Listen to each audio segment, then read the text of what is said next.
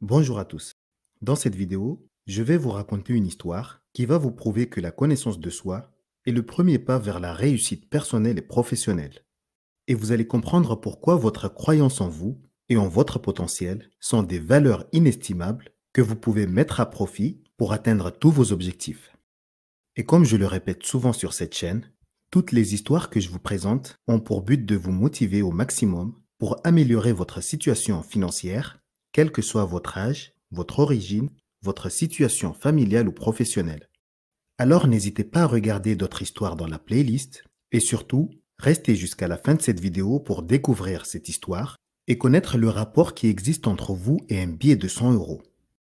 Mais avant de vous raconter cette histoire, je vous invite à cliquer sur le bouton rouge pour vous abonner et à activer la cloche si c'est la première vidéo que vous regardez sur cette chaîne YouTube. Et maintenant, concentrons-nous sur notre histoire. Un jour, un conférencier bien connu commence son séminaire en tenant bien haut un billet de 100 euros. Il demande aux gens qui aimerait avoir ce billet. Les mains commencent à se lever.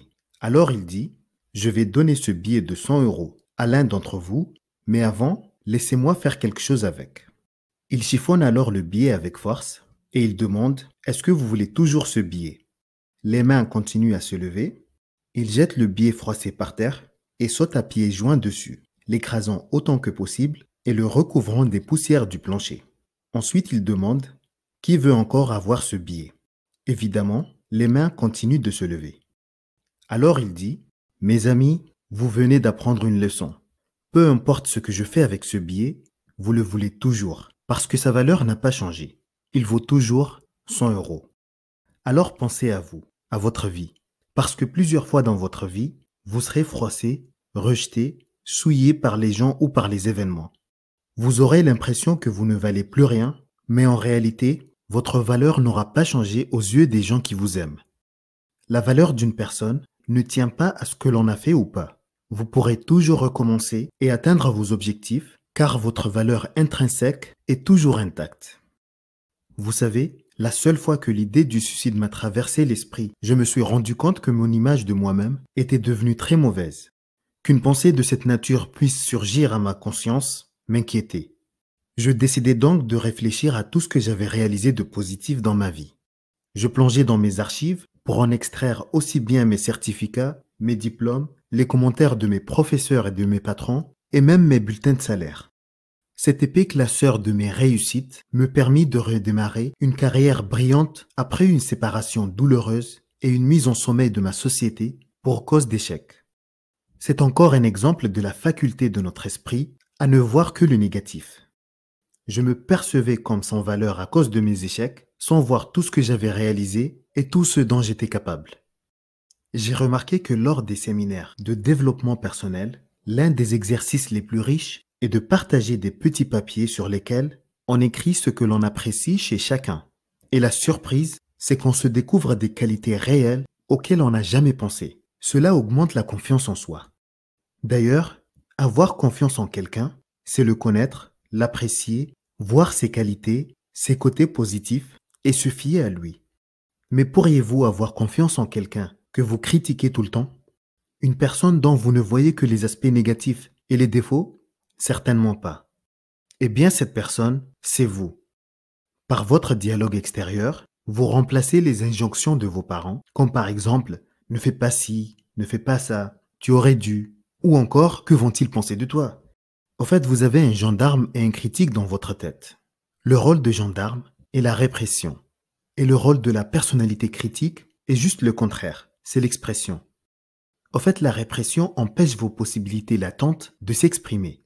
Ce dialogue intérieur doit être non un critique, mais un professeur, un ami. Un bon professeur et un ami véritable sont capables de vous montrer les aspects négatifs de certaines de vos actions, mais surtout, ils remarquent vos aspects positifs. Ces remarques, ces compliments, sont ce que l'on appelle dans la théorie de l'apprentissage des renforcements positifs. Au fait, on s'est aperçu que pour apprendre quelque chose à quelqu'un, il y a deux moyens qui sont mis en œuvre, les renforcements négatifs et les renforcements positifs, ou si vous préférez, les punitions et les récompenses. Du coup, à chaque fois que vous agissez et que vous vous faites des remarques désagréables, des renforcements négatifs ou des punitions mentales, Le comportement que vous critiquez aura tendance à disparaître. Et à chaque fois que vous agissez et que vous vous féliciterez intérieurement, cette action sera renforcée et pourra se reproduire plus facilement. Prenons un exemple. Vous avez envie de voir des amis, vous allez décrocher le téléphone, puis vous vous dites « Mais à quoi bon perdre une soirée? Qu'est-ce que ça m'apportera? Et puis, que vont-ils penser de moi? C'est vraiment stupide de perdre mon temps. » En continuant ainsi, vous risquez fort au bout d'un certain temps de ne plus avoir envie de voir des amis. Et si vous allez quand même les voir, vous passerez sans doute une mauvaise soirée parce que le comportement voir des amis va s'éteindre. Mais si au contraire, vous vous dites « En voilà une bonne idée », discuter avec des amis est toujours enrichissant et cela change les idées. Et puis, être avec des amis donne chaud au cœur. Je les aime bien et cela me fait plaisir de les voir. Si vous vous dites cela, il vous sera facile de téléphoner, de les voir et de passer une très bonne soirée. Je vais vous donner un autre exemple.